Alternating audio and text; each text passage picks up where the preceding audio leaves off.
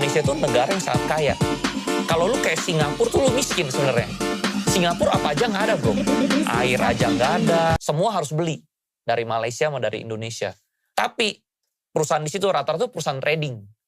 Jadi contoh nih batu bara. Orang Singapura tuh jualan batu bara banyak bro. Tapi dia nggak punya batu bara.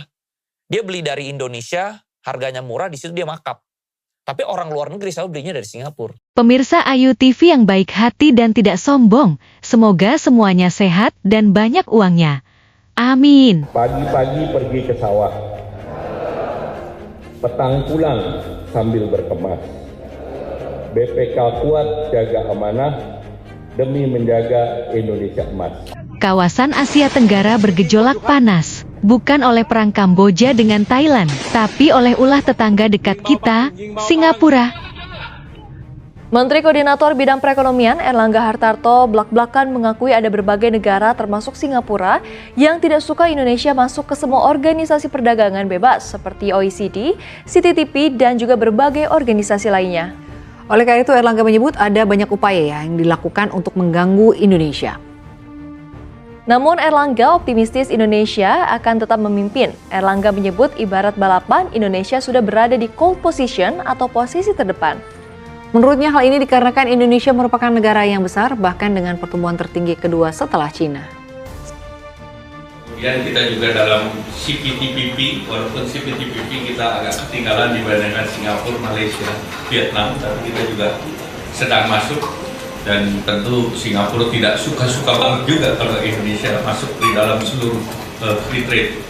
Jadi ada juga upaya-upaya untuk mengganggu Indonesia, tetapi Indonesia sudah di dalam track.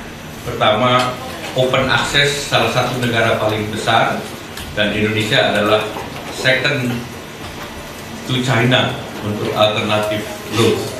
Singapura, negara kecil yang sering jadi simbol kemakmuran ekonomi, ternyata punya niat tidak baik terhadap Indonesia. Hal tersebut disampaikan Menteri Koordinator Bidang Perekonomian, Airlangga Hartarto dalam acara Road to Jakarta Food Security Summit tahun 2026 di Jakarta Selatan baru-baru ini. Menko Perekonomian Airlangga menyebut Singapura tidak suka ekonomi Indonesia maju. Pernyataan Menko Airlangga Hartarto membuka fakta selama ini adanya upaya dari Singapura agar Indonesia tidak bisa masuk ke pasar dunia, zona perdagangan bebas dunia. Sebelum lanjut, mohon para pemirsa untuk subscribe dan mendukung program kanal Ayu TV.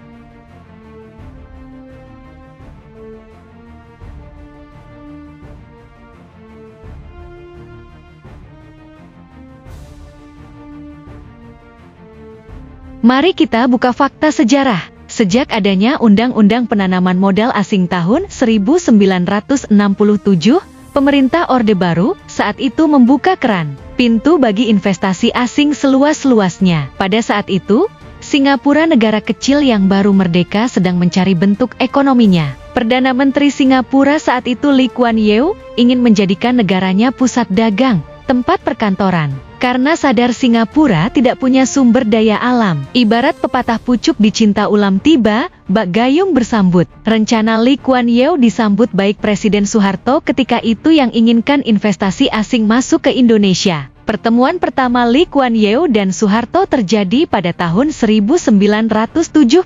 Sejak itu, hubungan dagang Singapura dan Indonesia terjalin. Bahkan kedua pemimpin saling berkunjung baik agenda resmi kenegaraan maupun agenda pribadi. Sejak saat itu Singapura adalah mitra dagang Indonesia. Namun seiring berjalannya waktu, fakta yang terjadi Singapura, negara kecil tanpa sumber daya alam malah jadi negara maju. Sedangkan Indonesia malah tetap negara berkembang sampai krisis moneter tahun 1998. Hutan dibabat habis, sawit ditanam, tambang digali, minyak dijual. Faktanya yang kaya bukan Indonesia, tapi Singapura. Ibaratnya petani punya lahan, tapi yang kaya malah tengkulaknya, rentenir. Petani tetap miskin. Singapura menjelma menjadi negara kaya. Pendapatan per kapita sangat tinggi di dunia, karena mengelola sumber daya alam Indonesia yang kantornya di Singapura. Mantan Menteri Keuangan Sri Mulyani pernah menyebut, ada sekitar 2.600 triliun rupiah uang orang Indonesia di Singapura. Angka itu bisa lebih besar jika dibungkus dengan pola money laundry, cuci uang. Namun sekarang, Pak Prabowo membawa arah baru kebijakan ekonomi. Indonesia tidak mau lagi dikendalikan Singapura. Indonesia mau langsung jualan, dagang, negosiasi bisnis melalui forum-forum perdagangan internasional. Langkah Indonesia itu membuat Singapura panas dingin.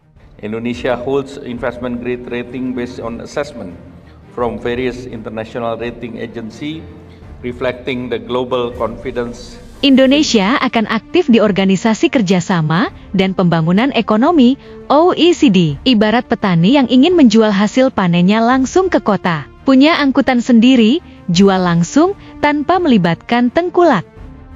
Presiden Prabowo bertemu dengan CEO perusahaan mancanegara di Davos, Swiss dalam World Economic Forum, Forum Perdagangan Dunia. Sejumlah kesepakatan dagang akan terjadi antar negara tanpa melibatkan pihak kedua. Tanpa calo, langkah besar Presiden Prabowo membuat Singapura ketar-ketir.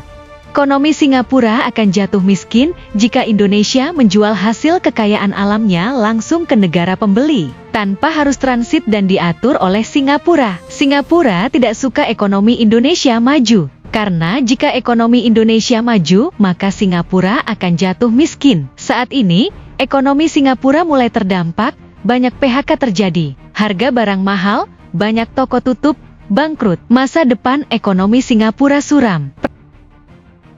Prabowo tidak mau lagi Indonesia dikendalikan negara lain, apalagi negara kecil seperti Singapura yang kaya karena mengelola sawit, tambang, dan minyak Indonesia. Sampai saat ini Singapura masih menjadi investor terbesar di Indonesia. 30% penanaman modal asing Indonesia datangnya dari Singapura. Warisan perjanjian dagang masa lalu, sumber daya alamnya di Indonesia, tapi kantornya di Singapura faktanya masih berjalan. Uang investasi yang dipakai Singapura adalah hasil keuntungan mengolah sumber daya alam Indonesia selama puluhan tahun. Keuntungannya diputar lagi ke Indonesia. Itulah mengapa Singapura tidak suka Indonesia masuk ke Forum Perdagangan Bebas Dunia. Sebab jika Indonesia menjual langsung produknya dengan negara lain, maka Singapura tidak ada pemasukan uang dan buntutnya ekonominya akan merosot. Rakyatnya akan miskin.